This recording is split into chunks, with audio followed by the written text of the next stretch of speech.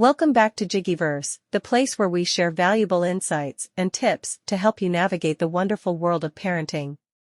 Today, we're tackling a topic that's not often discussed but is incredibly important: the toxic things parents sometimes say to their children. As parents, our words carry tremendous weight, and the way we communicate can shape our children's self-esteem, confidence, and overall emotional well-being. Now, we're not here to judge or criticize, but to shed light on these common communication pitfalls so we can all strive to be better parents. And trust me, we've all been there. Parenting is a journey filled with learning and growth. So, in just a moment, we'll be diving deep into these 6 toxic phrases, understanding why they're harmful, and, most importantly, exploring alternative ways to communicate that will strengthen your bond with your children. It's a video you won't want to miss, packed with practical advice that you can apply in your day-to-day parenting. But before we begin, if you're new here or haven't subscribed yet, make sure to hit that subscribe button and ring the notification bell. We're on a mission to support parents like you with insights and strategies to create loving and nurturing homes.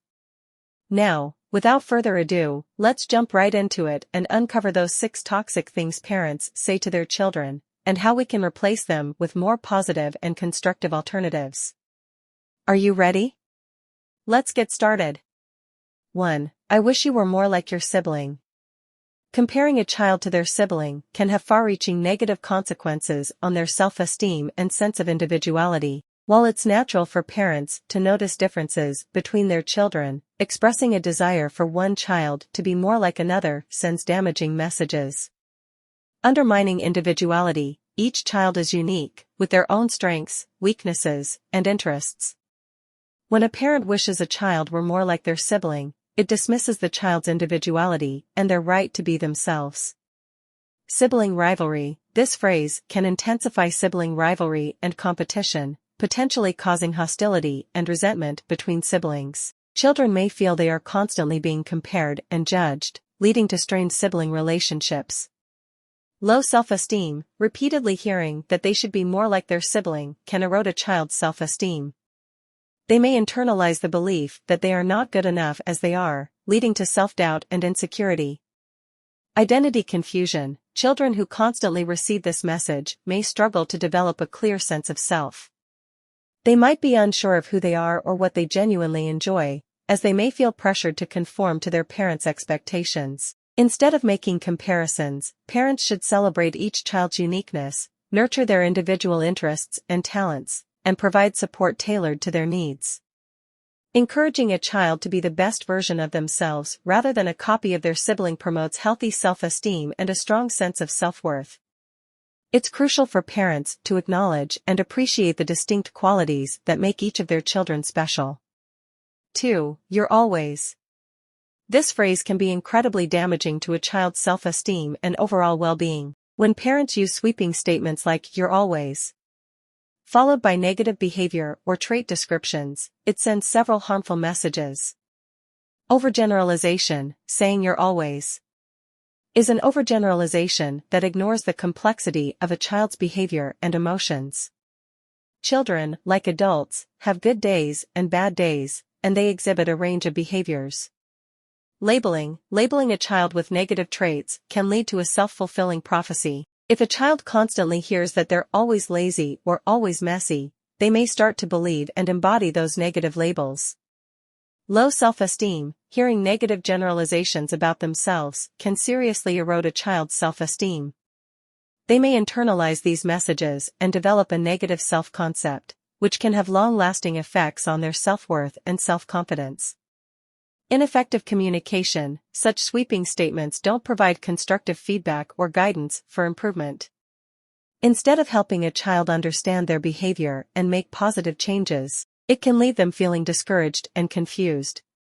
It's essential for parents to communicate specific concerns or issues they have with their child's behavior in a constructive and supportive manner. Instead of saying, "you're always messy," a more effective approach might be, "I've noticed that your room has been messy lately. Let's work together to find a solution to keep it tidy." This approach focuses on the behavior, not the child's identity, and encourages problem-solving and cooperation. Remember, Effective communication is key to fostering a positive parent-child relationship and helping children grow into confident and emotionally healthy individuals. 3. I'm disappointed in you. Expressing disappointment in a child can have profound emotional and psychological effects. While it's natural for parents to have expectations and want the best for their children, using this phrase without constructive feedback can be detrimental. Emotional impact. Hearing a parent express disappointment can be emotionally devastating for a child. It can lead to feelings of rejection, inadequacy, and sadness. Children often look up to their parents for validation and support, and hearing disappointment can shatter their sense of security. Lack of guidance. Simply saying "I'm disappointed in you" without further explanation or guidance leaves a child unsure about what they did wrong and how to improve. It's essential to provide specific feedback and offer solutions or alternatives for better behavior. Negative self-image. Repeated exposure to parental disappointment can lead to the development of a negative self-image. Children may start to see themselves as constantly falling short of their parents' expectations, which can harm their self-esteem and self-worth. Communication breakdown. Expressing disappointment without constructive communication can create a communication breakdown between parents and children. It may discourage children from sharing their thoughts and feelings with their parents for fear of further disappointment. Instead of merely expressing disappointment, parents can engage in more effective communication. For instance, they can say something like, "I noticed that you did specific behavior. It's important to me that you understand why that wasn't a good choice, and I'd like to talk about how we can make better choices in the future." This approach provides guidance, fosters understanding, and maintains a supportive parent-child relationship. Ultimately, the goal is to help children learn from their mistakes and grow emotionally while feeling loved and supported by their parents. 4. You're so stupid.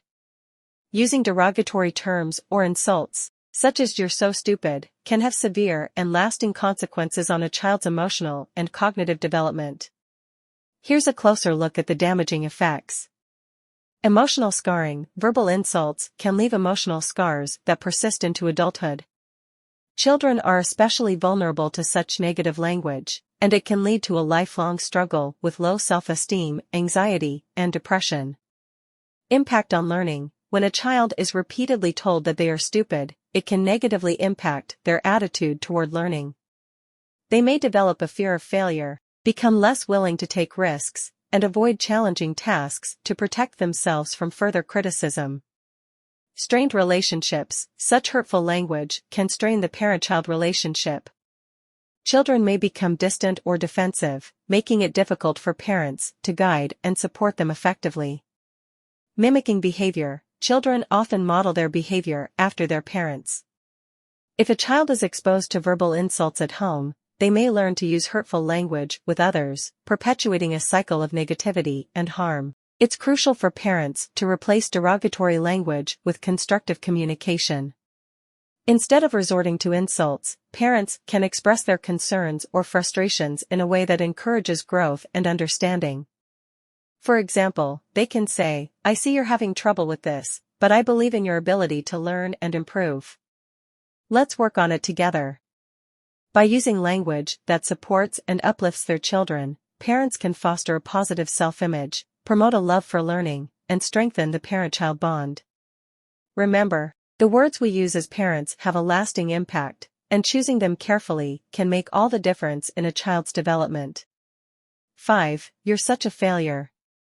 Labeling a child as a failure can be emotionally devastating and hinder their development. Low self-worth. Repeatedly hearing this phrase can lead to a sense of worthlessness, crushing their self-esteem. Demotivation. It discourages motivation and the willingness to try because they may believe they're destined to fail. Mental health issues. Prolonged exposure to such negativity can contribute to anxiety, depression, and other mental health problems. 6. You're annoying me. Expressing frustration without constructive communication can harm a child's emotional well-being. Insecurity. It can make a child feel like they're a burden, leading to insecurity and anxiety. Communication issues. Children might suppress their feelings and thoughts, hindering open communication. Emotional scarring. This phrase can leave emotional scars and affect how children perceive themselves and their relationships in the long run. Thank you for joining us in today's eye-opening exploration of the 6 toxic phrases that parents sometimes unintentionally use when communicating with their children. We hope this video has been enlightening and that you've gained valuable insights into the impact of words on our children's emotional and psychological well-being. Remember, as parents, our words are powerful, and the way we communicate plays a pivotal role in shaping our children's self-esteem and overall development. Let's all strive to be mindful of the language we use and work towards creating a nurturing and supportive environment for our kids. If you found this video helpful, please give it a thumbs up, share it with other parents, and consider subscribing to our channel for more valuable content on positive parenting and child development. We also encourage you to share your thoughts, experiences, and suggestions in the comments section below. We love hearing from our community and fostering discussions that can benefit us all. Stay tuned for more insights.